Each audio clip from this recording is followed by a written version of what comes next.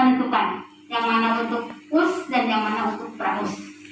Intinya Bapak dan Ibu membuat sama semuanya kan? Ya. Oke. Nanti dari PKN ada 3, diambil yang satu untuk us, yang satu Indonesia. Soalnya jumlahnya berapa? Yang bahasa Indonesia.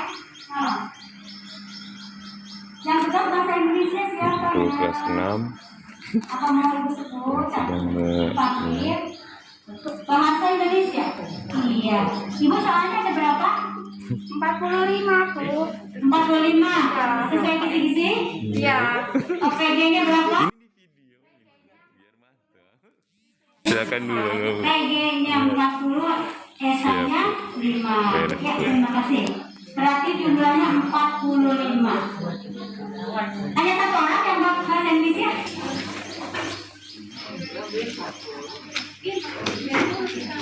Iya, bahasa Indonesia. Bapak bahasa Indonesia juga? Jadi mau menerangkan dua-duanya ya? Kemudian matematika. Yang bertugas matematika. Mangga. 4 Alamanda, Komaju 9, TB sama 5. Insya Allah apabila mengacu kepada kisi-kisi jumlahnya akan sama, ya. Bu hanya dicek aja mengisi waktu ini. Ibu yakin sama ya semuanya. Kemudian IPS. IPS itu ada 3 orang ya. IPS. Siapa IPS? 1, 2, 3, 4, 6. Iya. Ada 4 orang IPS paling banyak. Komaju 9. Jumlah soalnya berapa? 40 PG 35 SI 5. Oke, PS. IPA. Yang bertugas IPA. 1, 2, 3, 4. Jumlah soalnya berapa, Bu? 40 juga. PG 35 SI 5. Oke. IPA, IPS apa lagi ya? Yang belum? Sudah.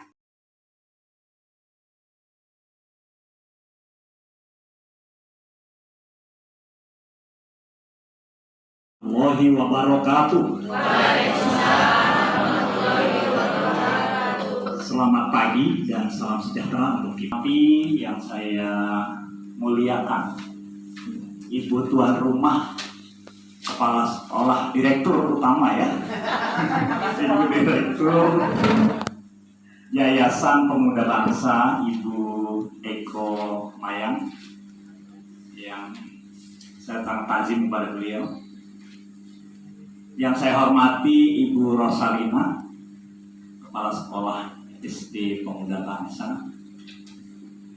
Yang saya hormati kakak saya, Ibu Rosana, SPB, Ketua Gugus 3 Cilodong.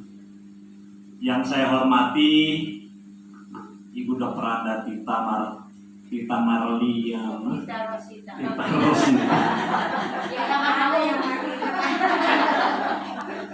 Yang luar biasa walaupun sudah menjelang purna tetapi masih lincah dan semangat.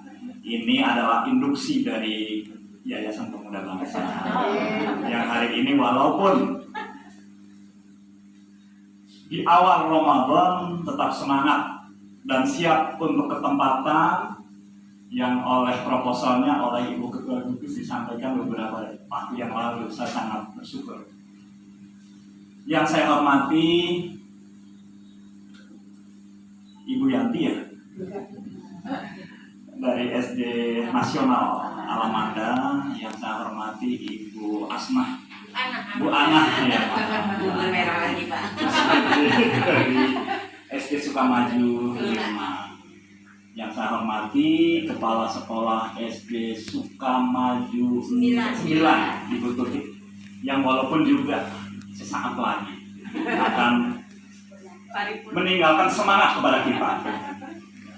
Boleh beliau fisik terbang kemana, tetapi semangatnya insya Allah akan kami lanjutkan. Kita juga. Siapa lagi? Sudah ya. Nanti belum nyampe Ibu Sari. Iya, Bu Sari Sari. saya belum nyampe. Iya. Pak Asok. Pak Asof, kemudian Bu Sari. Bu Sari ada ya. Bu Sari di depan dong biar kelihatan. Depan Ibu. Silakan. Oh, sekretaris ya. Terus Pak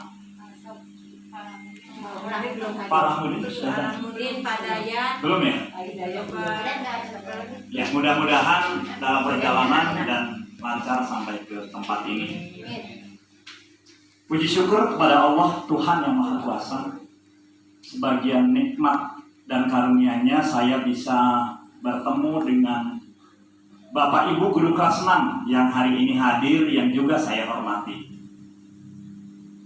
Setengah dari karunia Allah Subhanahu wa Ta'ala, pagi ini dapat bersilaturahmi dalam bingkai tugas kita. Apalagi di awal Ramadan, tidur saja Bapak Ibu kita mendapat pahala insya Allah. Apalagi kita berkolaborasi bersama-sama melaksanakan tugas untuk kepentingan fokus anak didik kita yang akan sebentar lagi lulus ya Bu Rosana, insya Allah. Karena itu tidak ada kata yang pantas kita panjatkan kehadirat Allah Subhanahu wa Ta'ala, puji syukur yang mendalam. Rasa syukur itu kita barengi dengan semangat kita. Hari ini walaupun saya terlambat tidak bisa menyaksikan aero modeling ya, yang disajikan, yang ditampilkan oleh Sekolah Dasar Pemuda Bangsa yang sangat luar biasa. Kemarin secara deskripsi sudah disampaikan oleh Ibu Direktur dan Bu Rosa, tetapi hari ini seyogyanya saya bisa menyaksikan bersama Bapak Ibu sebagai penyemangat kita, bahwa tadi disampaikan oleh beliau di awal menyambut saya, didiklah anak-anak kita sesuai zamannya. Bergulirlah kurikulum dari tahun 75, 84, 94, 2006, 2013, sampai sekarang kurikulum merdeka. Ada 3 pilihan. Bapak Ibu menggunakan full 2013, ataukah menggunakan kurikulum 2013 yang dikhususkan untuk masa pandemi, atau kurikulum merdeka. Hak itu ada di kewenangan Bapak Ibu Kepala Sekolah bersama stakeholder di sekolahnya masing-masing. Sesuai dengan semangat tadi, didiklah anak-anak kita sesuai zamannya, maka tepat sekali kiranya apabila kita tuturi handayani kepada pola tingkah anak-anak kita sesuai zamannya. Sehingga andaikan kita bisa memfasilitasi, memenuhi keinginan anak-anak kita, maka anak-anak kita tidak mencari figur lain, tetapi mencari figur ayahnya, mencari ayah bundanya di sekolah sebagai panutan. Karena bisa mengisi hatinya, bisa menyambut keinginan dan hasrat putra-putri kita dalam beraktivitas sehari-hari. Jangan-jangan anak-anak kita lari dari kita karena kita sendiri tidak memahami apa yang mereka pikirkan sebenarnya. Hobi mereka, aktivitas mereka setiap hari tidak lepas dari gadget. Mereka akan minjem kepada temannya, bahkan kepada ayahnya, kepada bundanya, setiap saat HP-nya untuk permainan dia, untuk game dia. Apabila kita tidak bisa mengimbangi dengan kata kunci IT, maka kita akan ditinggalkan oleh anak-anak kita. Karena itu tidak berlebihan ketika kemarin Sekolah Dasar Islam Bu Sari, namanya ramah anak ya, mengadakan pelatihan penulisan soal HOTS, High Order Thinking Skill. Kenapa? Dalam rangka seperti tadi semangat yang disampaikan oleh Bunda kita, Ibu Direktur, bahwa didiklah anak-anak kita sesuai zamannya. Kita tidak mengajar anak-anak kita dengan selalu yang konvensional, walaupun adanya zaman sekarang, adanya juga zaman dahulu. Kita tidak lepas dari pembelajaran tingkat rendah sebelum kita mencapai pembelajaran tingkat tinggi. Karena itu kemarin alhamdulillah Mungkin Ibu Sari sudah izin ya ke Ibu ya, bahwa sudah melaksanakan pelatihan penulisan soal HOTS menghadapi ujian akhir tahun kelas 1 sampai kelas 5 dan ujian sekolah untuk kelas 6. Mulai digaungkan menjadi kata kerja operasional yang jumlahnya sampai C6, C1, C2, C3, C4, C5 itu mulai tahun 2001 oleh Anderson. Itu kita tidak boleh berpaling dari itu Bapak Ibu kalau kita ingin melayani anak-anak kita sesuai zamannya.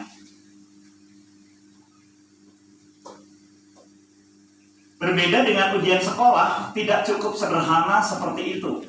Kemudian membuat indikator, kemudian merumuskan soalnya berdasarkan kisi-kisi tersebut. Belum lagi penyebarannya seperti apa. Berbeda dengan ujian sekolah yang mencakupnya tidak boleh lepas dari kelas 4 Bapak Ibu. Kelas 4 semester 1 sampai kelas 6 semester terakhir. Itu harus terangkum semuanya, tidak boleh ada satu KD yang terlewatkan. Apabila ada satu KD yang terlewatkan, maka kita berdosa Bapak Ibu. Karena ada sesuatu yang harusnya menjadi hak putra-putri kita belajar, ternyata dilewati. Karena itu niscaya seorang guru menguasai KD yang harus diberikan kepada anak-anak kita. Jadi pertama kita merekrut dulu semua KD dari kelas 4, 5, 6. Kita ambil semuanya berdasarkan Permendikbud nomor 37 tahun 2018, yaitu kurikulum 2013. Kita ambil KD-nya. Kemudian kita misalnya bahasa Indonesia. Kemudian kita petakan masing-masing KD sesuai dengan materi ajar bahasa Indonesia itu meliputi apa saja. Ada sastra, non sastra, kemudian kata bentukan, dan sebagainya. Ada 4. Kemudian kita masukkan KD yang sesuai dengan kata ini yang mana, KD yang sesuai dengan puisi yang mana, KD sesuai dengan non sastra yang mana, yang sesuai dengan sastra yang mana. Semua dari kelas 1 sampai kelas 6. Kemudian kita tentukan kata kunci dari kata kerja yang ada di dalam KD tersebut. Kemudian kita gradasi Bapak Ibu. Kita gradasi, kita pilah-pilah KD tersebut sesuai dengan levelnya. Baru kita beri penomoran. Jadilah blueprint Bapak Ibu. Jadi blueprint namanya masih blueprint, tetapi menjangkau dari kelas 4 sampai kelas 6. Setelah jadi blueprint, barulah kita ke kisi-kisi. Jadi tidak langsung ke kisi-kisi agar tidak ada materi yang tertinggal Bapak Ibu. Setelah jadi kisi-kisi, ya langsung kita buat soal. Alhamdulillah Ibu Ketua Gugus sudah membagikan kepada kita melalui Dinas Pendidikan Kota Depok, sudah dibuatkan kisi-kisi untuk ujian sekolah dan pra ujian sekolah. Kita bersyukur Kota Depok ada tim pengembang kurikulum yang terbaru sekarang. Kalau yang lama sudah diremajakan sekarang. Alhamdulillah saya masih dipercaya untuk masuk dalam tim pengembang kurikulum itu, dan kemarin berkolaborasi dengan seluruh tim untuk menyusun kisi-kisi untuk bisa menjadi contoh atau acuan untuk kita pelaksanaan ujian sekolah maupun pra ujian sekolah. Sehingga saat ini tentu Bapak Ibu sudah mengantongi kisi-kisi yang sudah kemarin dibagikan. Mungkin sudah di print out ya Bapak Ibu? Sudah? Harapan saya sudah di print out. Kalaupun belum sudah dilihat-lihat ya. Nah, Bapak Ibu, kemarin saya sudah menyampaikan dengan para kepala sekolah di Gugus 3 yang diwakili oleh Ibu Ketua, bahwa kita hari ini akan menyusun penulisan soal pra US maupun US dengan 2 rangkap masing-masing. Berarti US ada 2 rangkap, kemudian pra US juga 2 rangkap. Maksudnya apa? Apabila mengantisipasi ada anak-anak kita yang kebetulan tidak bisa hadir pada hari pertama pada ujian utama, dia bisa mengikuti ujian susulan dengan soal yang berbeda Bapak Ibu. Walaupun esensi dan substansinya sama, tetapi soal dan redaksinya berbeda. Tanpa mengurangi bobot dan mutu ketika dia mengerjakan soal yang susulan. Tidak beda dengan soal yang pertama dalam hal mutu dan esensinya, substansinya. Tapi soalnya berbeda, performanya berbeda, redaksinya berbeda. Begitupun pada ujian sekolah. Tentu kita harus siapkan mereka yang kebetulan tidak bisa mengikuti ujian utama, bisa mengikuti di ujian susulan. Saya juga sudah berkomunikasi dengan Ibu pimpinan di sini dan Ibu Ketua Gugus untuk menyiapkan Infokus. Nanti rencana untuk Bapak Ibu yang sudah siap dengan soal yang sudah dibuat apapun adanya, kita tampilkan, kita coba untuk sama-sama mereview, merevisi. Kita benahin apabila ada kaidah-kaidah yang kurang tepat dan ada konstruksi item yang tidak sesuai dengan kisi-kisi. Kisi-kisinya tanyanya tentang gambar, disajikan gambar, malah soalnya membuatnya jawabannya gambarnya.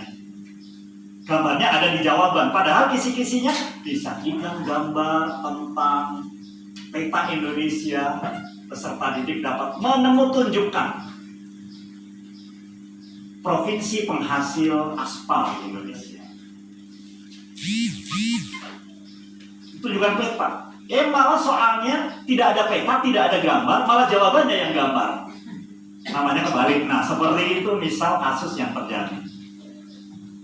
Tentu kalau kita ingin berbuat yang terbaik untuk anak-anak kita harus cermat dalam menyusun soal.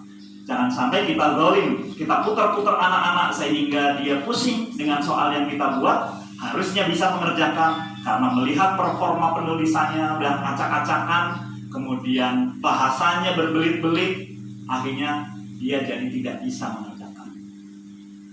Sejatinya dia bisa,